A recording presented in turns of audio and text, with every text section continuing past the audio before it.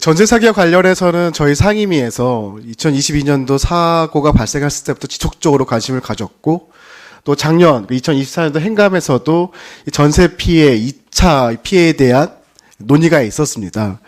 그 당시에 이제 전세 피해 이제 지원센터에서 조사했던 내용이 있는데요. 아마 다들 기억하실 겁니다.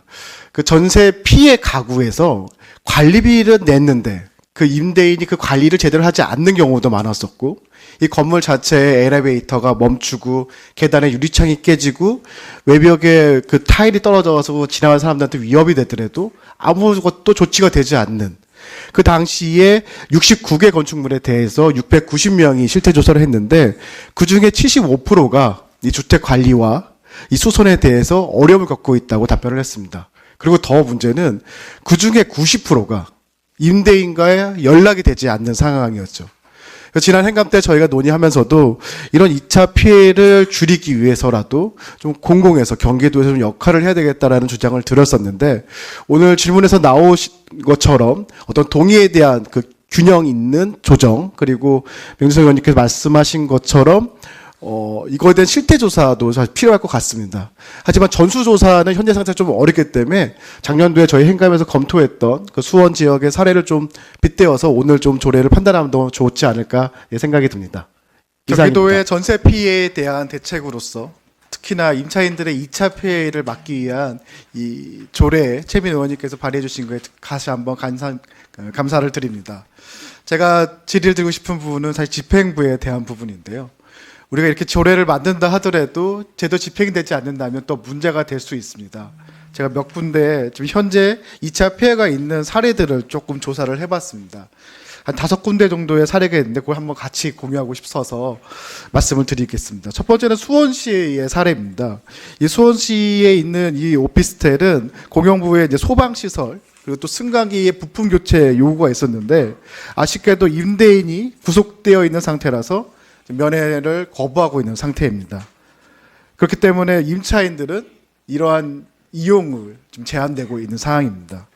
화성시의 사례입니다. 여기 같은 경우에는 공용 현관문이 파손되어 있고 주차장의 전등도 저희 CCTV도 다 고장내어 있는 상태입니다. 이러한 상황에서 또 요구를 했지만 임대인은 역시 교도소에 있는 상황입니다. 결국에는 그 동의했던 임차인 세대가 돈을 모아서 이 문제를 해결하게 되었죠. 세 번째도 수원시 사례입니다. 여기 같은 경우에는 공용부의 복도 타일이 파손되고 소화기가 노후되고 CCTV가 고장낸 사항을 개선하고자 했는데 역시 이 부분도 임대인이 구속되어 있고 피해자의 면회를 거부하고 있는 상황입니다. 네 번째 또 수원시 사례입니다. 이 공용 부분의 옥상 방수 페인트가 이제 벗겨지고 비가 올 때마다 이 최상층위에서는 이제 물이 새고 있는 상황입니다. 요청을 드리고 있지만 역시 임대인은 구속되어 있는 상태고 피해자는 면회를 거부하고 있는 상황입니다. 다섯 번째 사례입니다. 이 또한 수원시 사례인데요. 이 공용부의 계단과 엘리베이터 안에 물이 새고 있는데 조치가 안 되고 있는 상황입니다. 역시 임대인은 구속되어 있는 상태고요. 또 수원시 사례입니다. 수원 승강기의 점검을 계속 미루고 있어가지고 시청에서는 이제 정지한다라는 안내를 받고 있는 상황입니다. 역시 임대인이 지금 병원에 있는 중이고 그 임대인의 딸과는 소통이 안 되고 있는 사례입니다.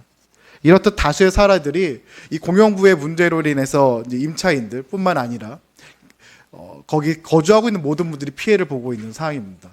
그럼에도 불구하고 우리가 이런 2차 피해에 대한 조치를 적극적으로 해야 될 필요성이 있는데 현재 진행이 되고 있지 않은 상황이죠.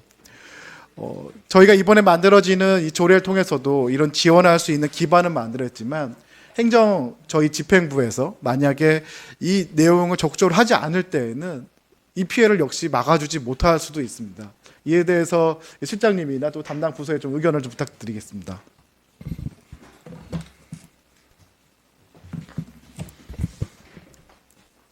네, 도시주택실장 손임성입니다. 의원님께서 말씀하신 그 사례 5건 중에서 수원시 사례는 저희가 구치소까지 가서 방문해서 그 동의를 받아가지고 해결을 했고요. 나머지 4건에 대해서는 이제 이렇게 소재yok 불명이라든지 연락 두절 해가지고 이번 조례가 개정이 되면은 신속하게 지원을 할 수 있도록 이렇게 신경을 적극적으로 검토를 하겠습니다. 네, 감사합니다. 저희가 소유권에 대한 그 임대인의 소유권도 중요하지만 그 임차인들, 특히 전세 피해로 피해를 받았던 분들의 이 거주권도 매우 중요합니다. 그런 부분을 좀 세심히 살펴서 2차 피해자가 더 적극적인 지원을 받을 수 있도록 노력해 주시기 부탁드리겠습니다. 네, 2차 피해 방지를 위해서 최선의 노력을 다하겠습니다. 네, 감사합니다.